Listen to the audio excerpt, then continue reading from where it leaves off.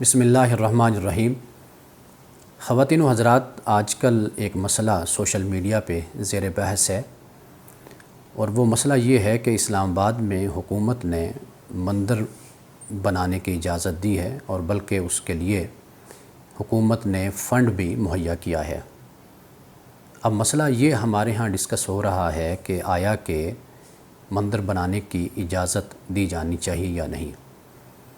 بعض علماء کے نزدیک یہ ہے کہ اجازت اگر دی بھی جائے تو 2-3 اس کی جو شرائط ہیں ان کو ضرور مد نظر رکھا جانا چاہیے۔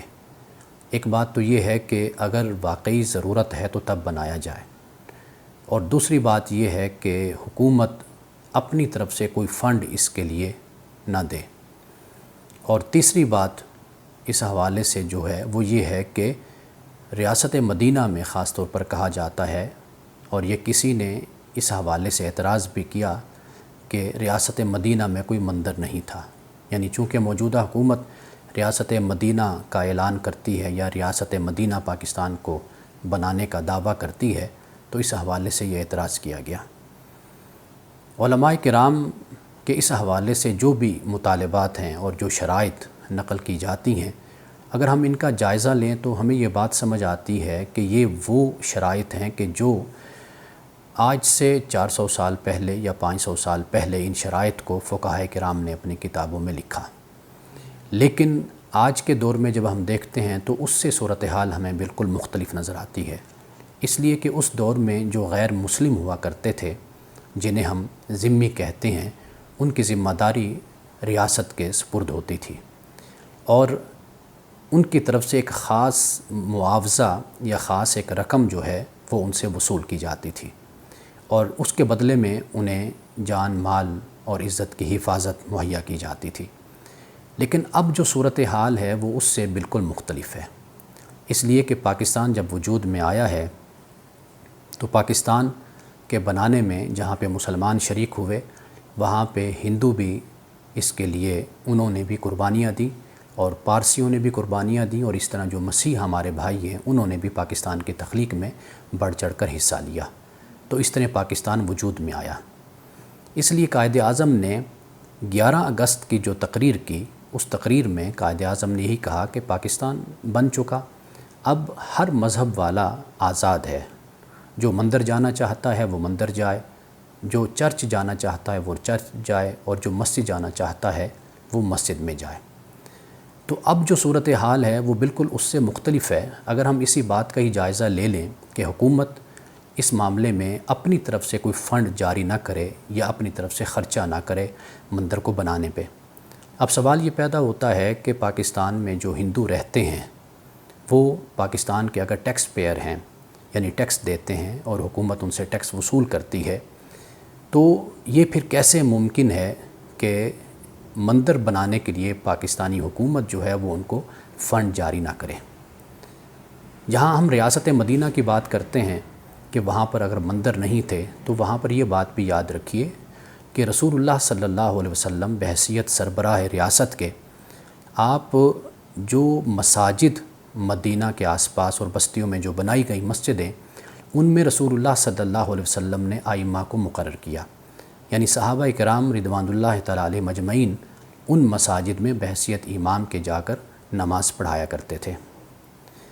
اور یہ ایسا معاملہ ہے کہ حضرت ابوبکر صدیق، حضرت عمر، حضرت عثمان، حضرت علی، اور پھر اس کے بعد صدیوں تک یہ معاملہ رہا کہ جو مساجد کا نظام تھا وہ ہمیشہ ریاست کے ہاتھ میں رہا، بلکہ ریاست کے ہی نمائندے وہاں جا کر جمعہ کے موقع پر خطاب بھی کرتے تھے، اور ریاست کی طرف سے ہی ائمہ کا تقرر ہوتا تھا۔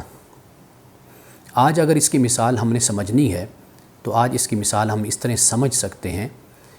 کہ سعودیہ میں، اس کے علاوہ UAE میں جب ہم دیکھتے ہیں تو وہاں پر ریاست کی طرف سے ائمہ کو اور خطباء کو مقرر کیا جاتا ہے۔ اس سے کیا ہوتا ہے؟ اس سے امن قائم ہوتا ہے، یعنی فرقہ واریت اس پہ کنٹرول کر لیا جاتا ہے۔ تو اگر ہم اس ایک پوائنٹ پر اگر ہم دیکھتے ہیں مندروں کی طرف ریاست مدینہ میں، تو دوسری طرف ہمیں اس بات کو بھی دیکھنا چاہیے کہ یہ پورا جو نظام ہے مساجد کا، یہ ہمیشہ ریاست کے ہی کنٹرول میں رہا ہے، اور اس کو ریاست نے ہی چلایا اور ریاست نے ہی اس کو سنبھالا ہے۔ لیکن پاکستان میں جو صورتحال ہے وہ یہ ہے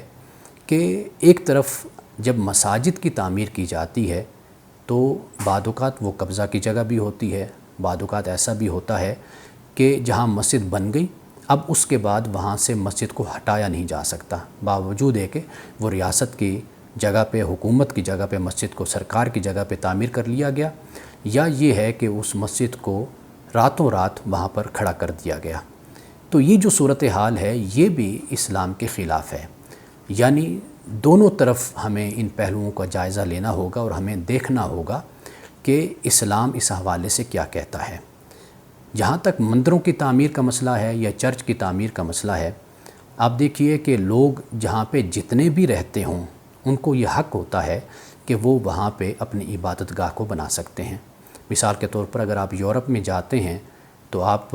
یورپ کے کسی بھی ملک میں جائیں، وہاں پر بے شک مسلمان 5 تعداد میں ہیں، 10 رہتے ہیں، تو وہاں پر بھی وہ ایک مسجد، ایک ادارہ بنا لیتے ہیں۔ ہم نے بہت سی مساجد ایسی دیکھی ہیں کہ جہاں کے امام سارا دن فارغ رہتے ہیں، یعنی وہاں پر کوئی نمازی نہیں آتا،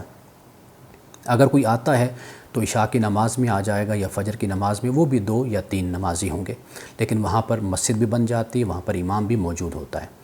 تو یہ جو بات کہ ضرورت کے لحاظ سے بنائی جائے تو ضرورت یہی ہے کہ جو جہاں پہ رہتا ہے